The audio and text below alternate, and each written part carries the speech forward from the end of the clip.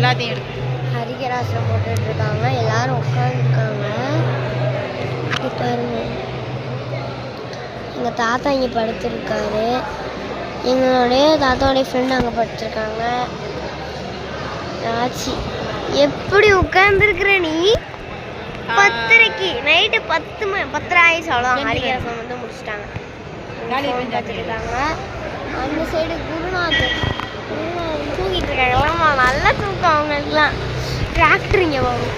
பாருங்க ஃப்ரெண்ட்ஸ், எப்பயுமே நைட்டுங்க. ஆனால் நாங்கள் வர்றப்பெல்லாம் இங்கே டிராக்டர் விடிய விடியெல்லாம் உரம் போட மாட்டேன். ஆமாம், தூங்கவே விட மாட்டாங்க. சோசன் வந்துக்கிட்டே இருக்கு எப்பயுமே இங்கே.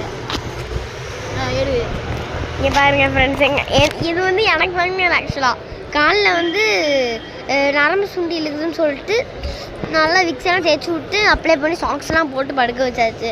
அங்கே பாருங்கள் போட்டுட்டு விளாண்டுட்டு இருக்காங்க. சரி பனி அடிக்கும்னு சொல்லிட்டு எனக்கு கொண்டு வந்தேன். அதை வந்து போட்டு எல்லோரும் விளாண்டுட்டு இருக்காங்க. எல்லோரும் அவங்கள தான் பார்க்குறாங்க. பாருங்கள், இங்கே இருக்குறாங்க. அங்கிள் கூட ஓனாதாம்மா பார்த்துட்டு போகிறாங்க. எல்லோரும் தூங்குறாங்க. அங்கே ஒரு சன்னிதானம் இருக்குது. நில்லுங்க, நான் உங்களுக்கு என்ன சொல்லி காட்டுறேன். அப்போ தான் உங்களுக்கு தெரியும். தெரியாது இல்லைம்மா? எஸ், தெரியாதுல்ல. நெக்ஸ்ட்டு 18 படிக்கு என்ன பார்த்தா தெரியும்ல, காட்டவா? இங்கே தான் இருக்கிறேன். 18 படி நம்ம பார்க்குறேன் ஃப்ரெண்ட்ஸ். 18 படி இருக்குமான்னு தெரியல. ஆனால் வந்து இதெல்லாம் கொஞ்சம் பேர் போவாங்க. தெரியும், இதெல்லாம் கொஞ்சம் பேர் போவாங்க. இதில் வந்து 18 படி பார்க்கலாம்.